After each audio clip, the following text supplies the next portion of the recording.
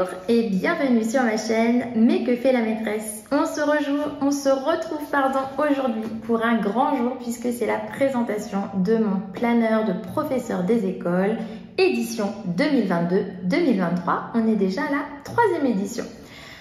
Avant que je vous présente le contenu, si jamais vous l'avez précommandé, que vous voulez avoir la surprise des intercalaires, du contenu, je vous conseille d'arrêter cette vidéo et d'attendre patiemment sa sortie officielle qui est le 10 mai. Pour les autres, je vous présente tout ça et on va changer la caméra de sens pour aller voir l'intérieur.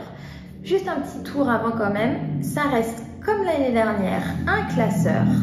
On a changé ces anneaux, vous verrez ça tout à l'heure, avec des anneaux ronds pour faciliter le changement voilà, quand on tourne les pages.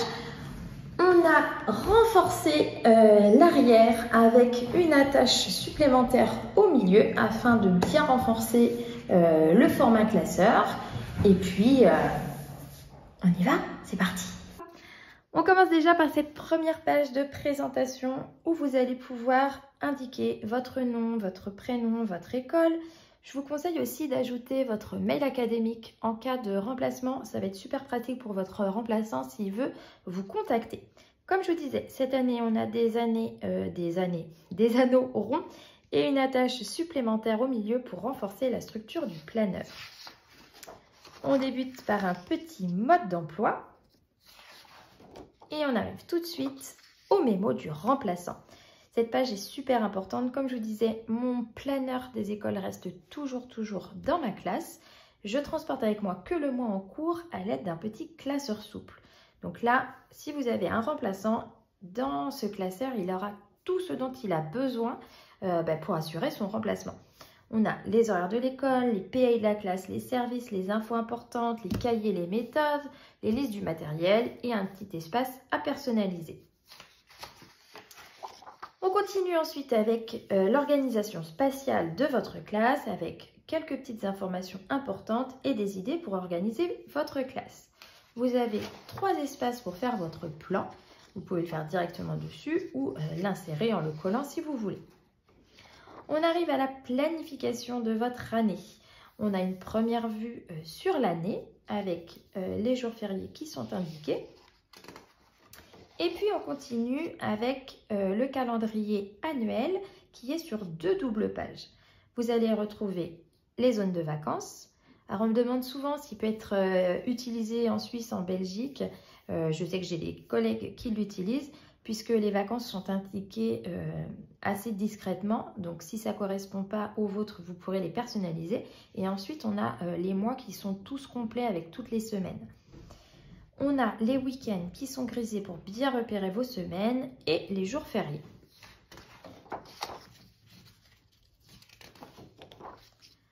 On va avoir ici les périodes à personnaliser selon l'endroit où vous enseignez, un petit espace de notes et de quoi noter les anniversaires de votre classe. Des petits plannings pour les récrés, réserver du matériel de classe, aller à la BCD, utiliser la cour, bref, vous avez 2 plannings différents. Et ici, un planning pour se repérer, par exemple, indiquer vos grands projets sur l'année, vos intervenants extérieurs. Moi, je sais que j'ai la chance d'aller à la piscine, à la patinoire, d'avoir un intervenant extérieur en sport. Donc, vraiment, cette page, je l'utilise beaucoup. Elle me permet vraiment d'organiser les grands temps forts de l'année. Un petit point pour organiser vos emplois du temps avec les horaires, les répartitions des horaires par semaine. Je rappelle qu'en cycle 1, il n'y a pas d'indication, seulement les récréations qui doivent durer 30 minutes. Et puis des petits conseils pour bien penser votre emploi du temps. Vous en avez 2 différents à intégrer. Si jamais vous faites votre emploi du temps sur une trame informatique, j'ouvre mes anneaux, je perfore. C'est une perforatrice classique, hein, ce sont 4 anneaux avec un intervalle complètement classique. Donc n'importe quelle perforatrice fonctionnera. Vous insérez votre feuille et vous fermez vos anneaux. Ici, moi j'indique, j'ajoute mes programmations. Je fais toutes mes programmations avec une trame informatique. Donc je fais mes programmations annuelles et à la période et je les insère au début de mon cahier journal. Tous les ans, je fais des trames qui sont en lien avec le thème du planeur, avec les couleurs pour que ça soit bien assorti. Donc, pas de souci, vous les retrouverez sur mon blog au mois de juillet ou au mois d'août en fonction de la période à laquelle je vais travailler. Et comme ça, vous pourrez faire vos propres programmations, les insérer dans votre planeur et elles seront en harmonie avec le reste du planeur. On va découvrir les intercalaires. Alors, ce que je vais faire, c'est que je vais vous présenter sur le mois de septembre un mois entier, puisque août, on va avoir seulement 2 semaines. Donc, je vais vous présenter septembre. Et puis après, on fera la présentation de chaque mois. Donc, si jamais vous voulez garder la surprise des intercalaires, je vous dirai à quand il faut avancer un petit peu la vidéo. Donc, voici comment se présente un mois. Chaque intercalaire est décoré par rapport à un thème de saison. Donc, forcément, septembre, c'est la rentrée pour nous. De l'autre côté, vous avez un espace pour noter vos objectifs, vos priorités, des dates importantes et un petit espace de notes. Moi, je sais que c'est vraiment une page que j'utilise un peu en brainstorming où quand je vais préparer, je vais noter plein de choses. Les grandes dates, ça m'aide vraiment après à planifier mon mois pour faire mon cahier journal. Nouveauté de cette année, on a optimisé le recto pour faire des petits ajouts. Comme d'habitude, on a un petit point organisation, vraiment sur l'organisation de points administratifs, de choses à faire mois par mois. Je sais que ça a beaucoup aidé surtout les collègues qui débutent. C'est un petit rappel de se dire, bon, alors qu'est-ce que je dois faire en septembre? Qu'est-ce que normalement au mois de décembre je dois faire, etc. sur chaque mois. Et comme il nous restait de la place cette année, on a ajouté des petits conseils de quoi organiser des projets, des idées de projets clés en main. Donc vous allez avoir en haut le projet. Ici, ça va être le thème annuel. Comment est-ce qu'on peut organiser un thème annuel dans sa classe? Mais vous allez voir, les autres mois, vous allez avoir d'autres idées. Par exemple, ici, comment organiser un thème monstre et sorcière. Je ne vais pas vous faire la présentation de tous les thèmes, un petit peu de suspense quand même et de plaisir à découvrir ça quand vous découvrirez votre planeur. Donc ici, comment organiser un thème annuel. Vous avez un petit édito et pour chaque cycle, je vous ai trouvé une ressource sur Internet. C'est clé en main. Vous avez juste à scanner et aller sur le blog ou sur le site qui va vous proposer des idées. Et puis, en lien, ça va être là pour chaque intercalaire. Vous allez avoir 3 idées d'albums de jeunesse en lien avec le thème. Donc là, je vous ai trouvé 3 thèmes différents et j'ai essayé de trouver 3 livres à exploiter le jour de la rentrée ou vraiment sur les premières semaines de rentrée. C'est toujours dans l'ordre. Vous avez un album qui est plutôt cycle 1, un livre cycle 2, un livre cycle 3. Vous savez, il n'y a pas de barrière dans la littérature, donc on peut très bien utiliser un livre de cycle 2, en cycle 1, etc. Tout dépendra après de la façon dont vous l'avez utilisé. Mais si vraiment vous voulez vous repérer par rapport au niveau de classe, vous pouvez vous dire que le premier c'est cycle 1, cycle 2 et cycle 3. En face, on va retrouver les semaines qui sont avec un encadré. Par exemple, je ne sais pas, vous avez une semaine spéciale. Quand c'est la semaine de la presse, vous pouvez l'indiquer. Moi, j'ajoute les élèves que je vais prendre en APC si j'ai des réunions. Voilà, c'est un petit peu pareil comme au début, mon espace brainstorming. Et ici, vous avez 2 trackers différents. Par exemple, vous avez un objectif qui est le mien, je crois, toute l'année, de partir avec une classe rangée. Et mon Dieu, que c'est dur. Je le note et j'essaye de colorier quand j'arrive à partir avec ces rangées. Ça peut être aussi un moyen de gestion de prise de parole. Par exemple, là sur le deuxième, on note prise de parole et vous pouvez noter quand est-ce que vous interrogez vos élèves. Ça permet vraiment de visualiser et de n'oublier personne. Ensuite, on découvre un mois. C'est la même présentation avec le même calibrage que les précédentes années. Je fonctionne en horizontal. On a remis cette année vraiment une couleur par jour. Comme ça, vous pouvez bien vous repérer. On a enlevé la structure des cadres pour aérer un peu plus l'écriture. on retrouve les dates sur le côté. Ici, moi, je mets par exemple quand je suis de service ou quand j'ai des rendez-vous et des réunions de parents ou de cycle, etc. En haut, vous pouvez soit indiquer vos horaires, soit indiquer les domaines. Moi, je sais que je fonctionne en domaine. J'ai des collègues qui adorent travailler en vertical, donc qui cachent les dates avec des petits stickers ou ce qu'ils ont sous la main et qui vont remettre les dates en haut pour pouvoir l'utiliser en vertical. Voilà, c'est un petit tip si vous n'aimez pas l'horizontal, sachez que c'est possible. On a aussi une collègue qui a fait une trame informatisée, ce qui permet de remplir le cahier journal sur ordinateur, de sortir sa feuille, de la mettre directement dans votre imprimante et elle imprime directement sur la feuille. Toutes les références sont sur mon blog et je vous le mettrai dans la barre de description. Donc, eh bien, vous avez après pour chaque semaine exactement la même présentation avec des couleurs différentes pour bien vous repérer dans votre planeur qui sont de la même couleur que votre intercalaire.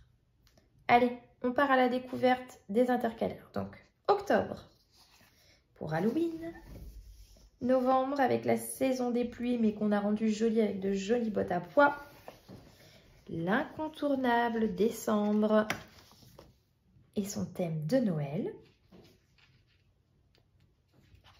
On continue avec janvier et la galette des rois. Février et les bonhommes de neige. Mars et le printemps qui va revenir. On pense à ces plantes. Avril et la chasse aux œufs. Mai, retour des apéros du muguet. Juin et ses pique-niques en extérieur. Et juillet et sa fête nationale. Signe de fin d'année pour nous. Quand on finit le cahier journal, on va arriver à la deuxième partie importante de ce planeur qui est le suivi des élèves. Vous allez retrouver ici un petit QR code qui vous renvoie sur mon blog pour avoir toutes les sous-compétences codées. Puisque nous allons voir, après les listes d'élèves, savoir s'ils sont gauchers, droitiers, des lunettes, etc. On va retrouver toutes les compétences codées par cycle.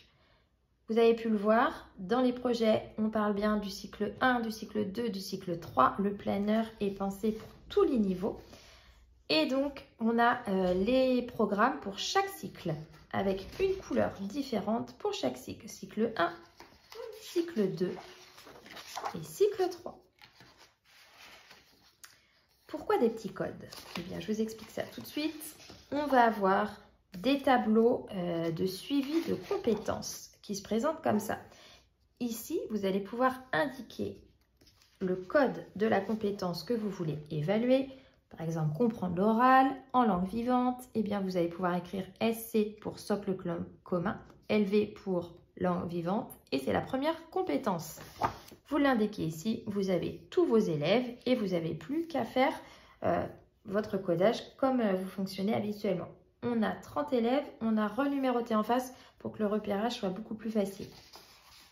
Vous avez un certain nombre de pages, je ne les ai pas comptées, je ne me rappelle plus, vous en avez même avant, avec des couleurs différentes.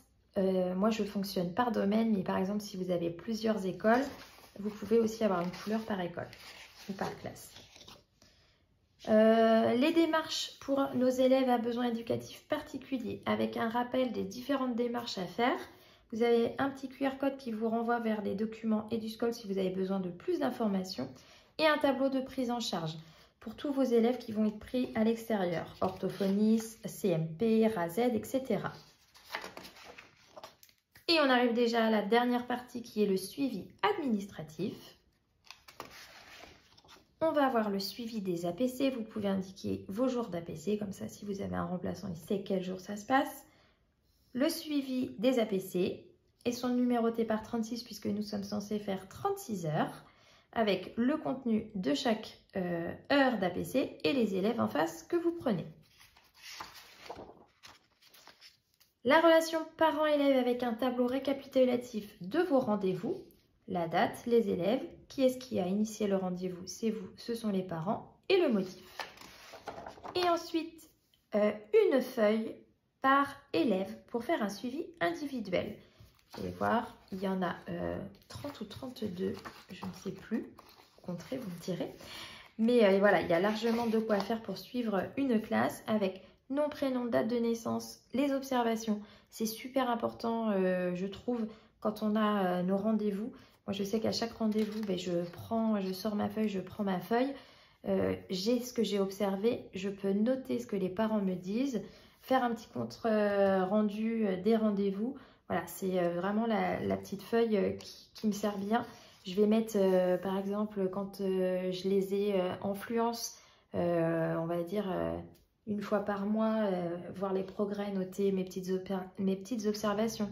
Si j'ai noté des confusions de son, etc. Voilà, c'est vraiment la fiche récapitulative pour chaque élève. Et on termine par le suivi des conseils d'école, des conseils de maître, des conseils de cycle et de la formation continue. Bien sûr, toujours le format classeur qui permet d'ouvrir, d'ajouter, si vous avez pas assez de place, des feuilles libres de ce que vous faites en formation. Et enfin, de quoi préparer les commandes pour l'année suivante. Allez, on va retourner à un onglet du mois de septembre. Vous voyez, hein, normalement, voilà, les feuilles tournent très bien. Allez, j'ai du mal à choisir, mais je crois que octobre, ça reste dans mes chouchous. J'adore la période d'Halloween. Vous allez voir ce projet sur les monstres et les sorcières sur l'automne. Voilà, c'est vraiment ma période chouchou. Vous me direz quel onglet vous préférez. Eh bien, j'ai terminé avec cette présentation de mon planeur de professeur des écoles. Je rappelle qu'il sort officiellement le 10 mai. N'hésitez pas, si vous avez des questions, à me rejoindre sur Instagram où je suis très présente et je réponds à chaque fois qu'on m'écrit, que ce soit en commentaire ou en MP. Je vous dis à très vite pour la présentation de mon bullet agenda de professeur des écoles et de cette petite vidéo de comment j'utilise les deux. Je vous remercie d'avoir suivi cette présentation. N'hésitez pas à la partager à vos collègues s'ils ne connaissent pas encore cet outil. Et merci à tous ceux qui me suivent et qui l'utilisent et qui vont l'utiliser pour la 3e année. Je vous dis à très bientôt. Au revoir!